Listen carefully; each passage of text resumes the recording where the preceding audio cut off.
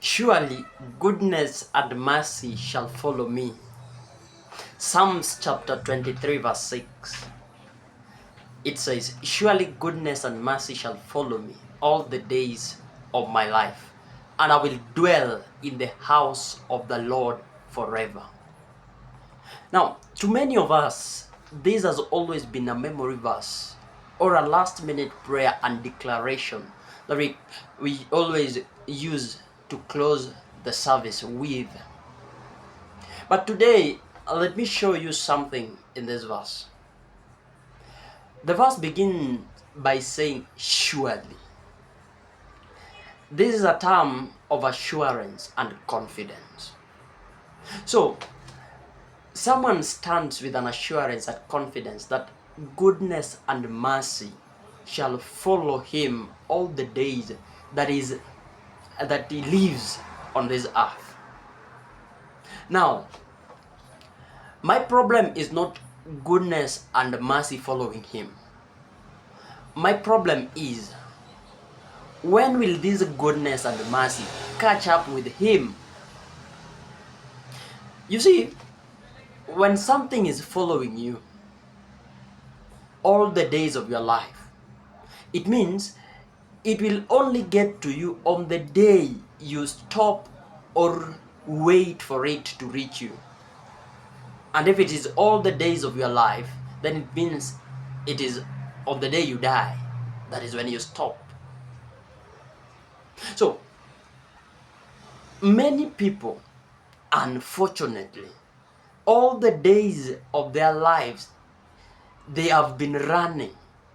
Others have died, but sadly, goodness and mercy that were to help them followed them, really followed them, but could not catch up with them because they could not wait for the goodness and mercies. See something here. The last sentence of Psalms 23 verse 6 says, and I will dwell in the house of the Lord forever. What does it mean to dwell? It simply means to live or stay. So, the psalmist is saying, I am certain and assured and confident that there is goodness and mercy that is following me and will continue to follow me until the last day of my life. But then, if I don't stop or wait for them, they won't catch up with me. I will always leave them behind. Precious people, the secret then is to stop and wait for those goodness and mercies that have been consistently following you. And that is when David, the psalmist, said, and I will dwell in the house of the Lord forever. In other words, he said, he will live, he will stay, he will wait in the house of the Lord forever, because this goodness and mercies are also following him forever. So this is the only way those goodness and mercy can catch up with him. Precious people, the secret of goodness and mercy that has always been following you to catch up with you is to wait for them. The Bible says, those who wait upon the Lord shall renew their strength. The secret is always in the waiting. Somebody listen, and listen to me very carefully.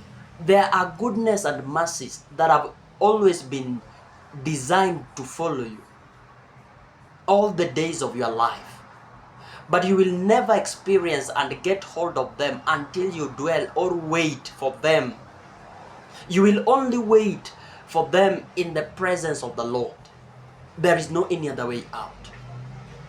Why should you struggle to look for approval of men, happiness, wealth, and many other things, if all this goodness and mercy that overrides judgment is meant to follow you? Why can't you wait for them?